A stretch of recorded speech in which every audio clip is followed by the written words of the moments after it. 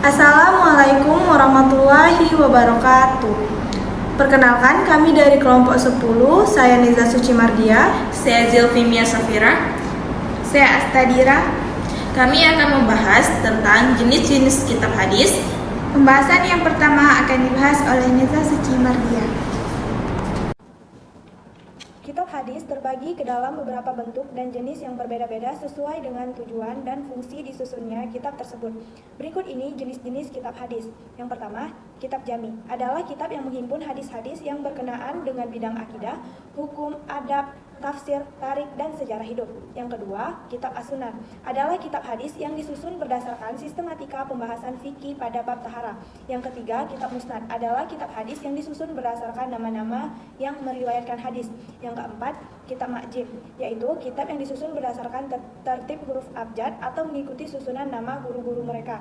Yang kelima, kitab masyikat, kitab yang berisi hadis-hadis yang dikumpulkan dari seorang syekh. Yang keenam, kitab azza, yaitu kitab yang berisi hadis-hadis yang dikumpulkan berdasarkan suatu perkara. Yang ketujuh, kitab arba'inat, yaitu kitab-kitab hadis yang mengumpulkan hadis sebanyak 40 buah. Usaha ini dilakukan oleh Imam An-Nawawi dengan merujuk kepada hadis-hadis riwayat Abu Ad-Darah.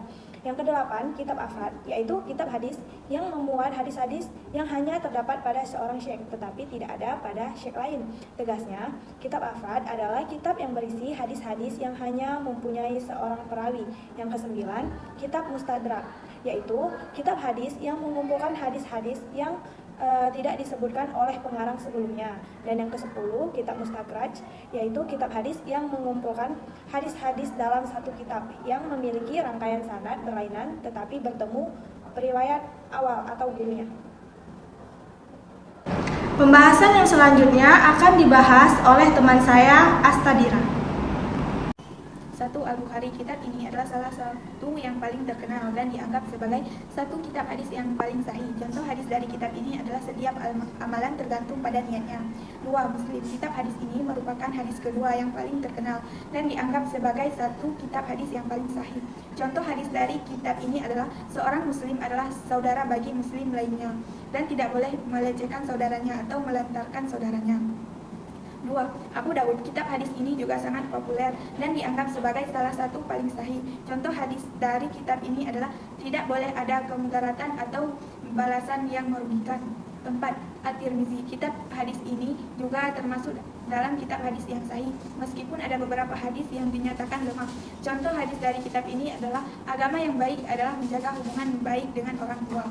5. Ibnu Majah. Kitab hadis ini termasuk salah satu kitab hadis yang dikenal luas. Contoh hadis dari kitab ini adalah barang siapa yang membantu saudaranya, Allah akan membantunya dalam kesulitannya. 6. Ad-Darimi. Kitab hadis ini juga termasuk dalam kitab hadis yang dianggap sahih. Contoh hadis dari kitab ini adalah orang tidak menepati janji akan kehilangan kepercayaan. An-Nasai. Kitab hadis ini cukup terkenal dan dianggap sahih. Contoh hadis dari kitab ini adalah orang yang mengenakan pakaian yang bagus dan akan menarik perhatian orang-orang. 8. Al-Mali. Kitab ini juga dikenal dengan nama Al-Mutawata. Contoh dari kitab ini adalah tidak boleh berzikir sambil berjalan di pasar. 9. Ahmad bin Hanbal. Kitab hadis ini juga sangat terkenal, terutama di kalangan pengikut mazhab Hambali. Contoh dari hadis kitab ini adalah kejujuran. Salah satunya adalah pangkal kebersihan. 10. Abu Dawud At-Tahalisi.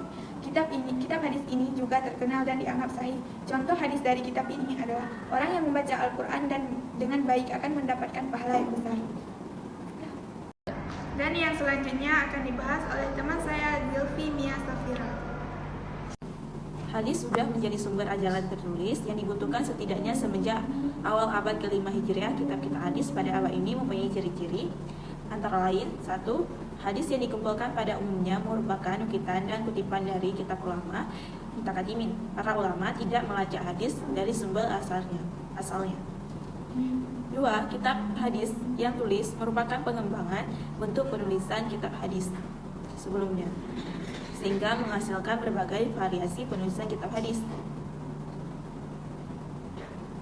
3. Teknik penulisan kitab hadis lebih sistematis daripada kitab sebelumnya.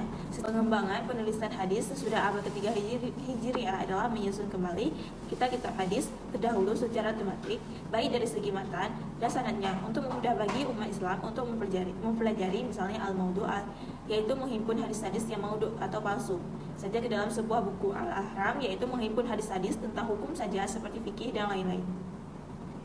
Penyusunan kitab-kitab pada masa ini lebih mengarah pada usaha mengembangkan beberapa variasi bertajwid terhadap kitab-kitab yang sudah ada.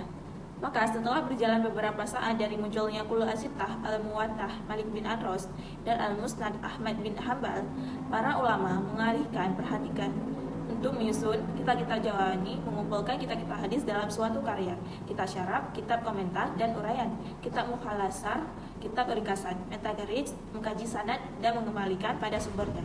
Menyusun kitab ataraj, menyusun pangkal-pangkal suatu hadis sebagai petunjuk kepada hadis secara keseluruhan. Dari penyusunan kitab hadis untuk topik-topik tertentu.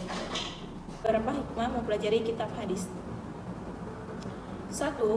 Mengetahui sunnah Rasulullah. Kitab hadis berisi perkataan, perbuatan, dan persetujuan Rasulullah Muhammad SAW.